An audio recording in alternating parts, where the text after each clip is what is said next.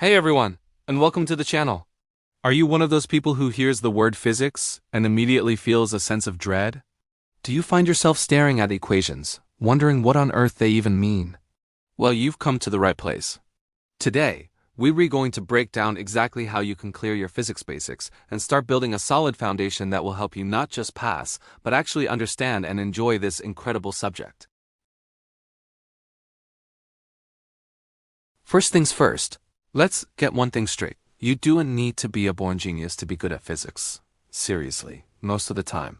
The struggle comes from a few small gaps in your foundational knowledge that snowball into bigger problems.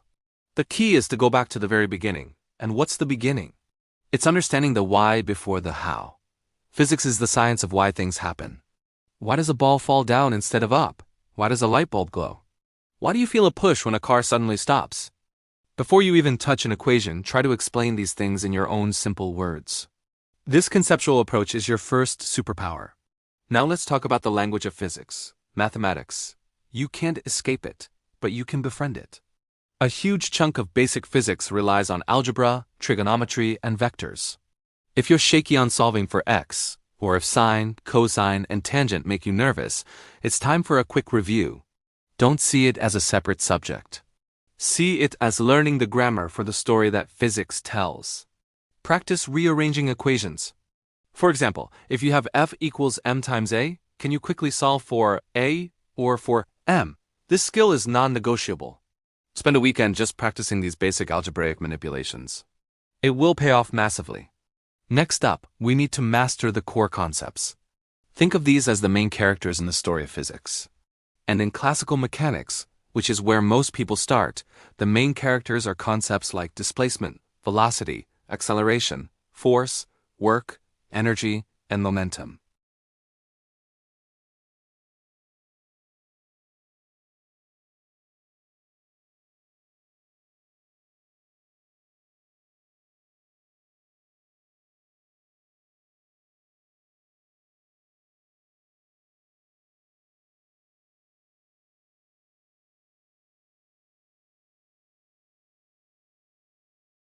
Acceleration is how quickly your velocity is changing. Its unit is meters per second squared. See how they connect.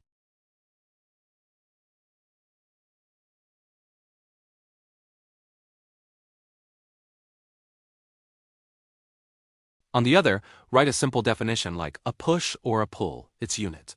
Newtons.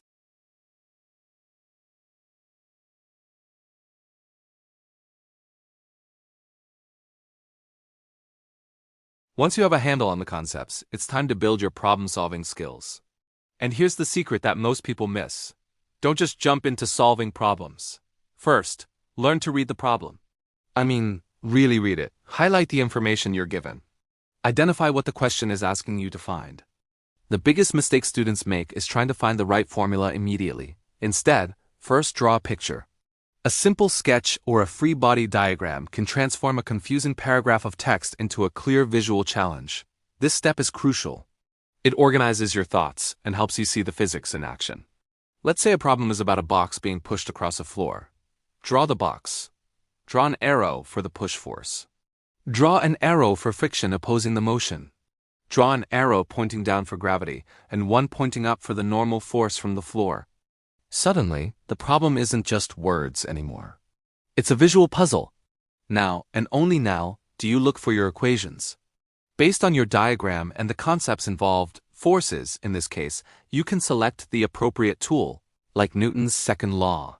And when you solve a problem, don't stop at the numerical answer. This is so important. Ask yourself, does this answer make sense? If you calculate the speed of a thrown baseball to be 1,000,000 miles per hour, you've probably made a mistake somewhere. This is called a sanity check. Also, think about what the answer means physically. If you calculated a negative acceleration, what does that imply? It means the object is slowing down.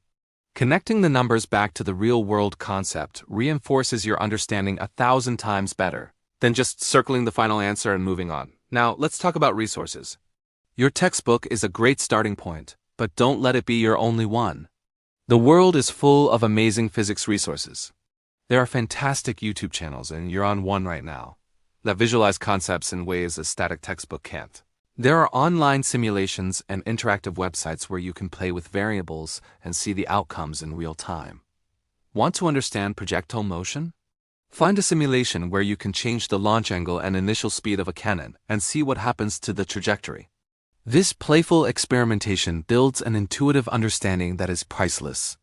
Another tip is to study in short, focused bursts. Trying to cram an entire chapter in one 8-hour marathon session is a recipe for disaster.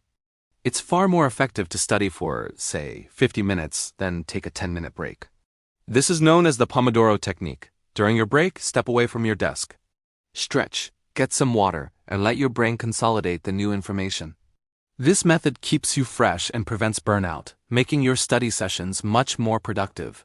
And please don't be afraid to ask for help. This isn't a sign of weakness. It's a sign of intelligence. If you're stuck on a concept, ask your teacher, a classmate, or find an online forum.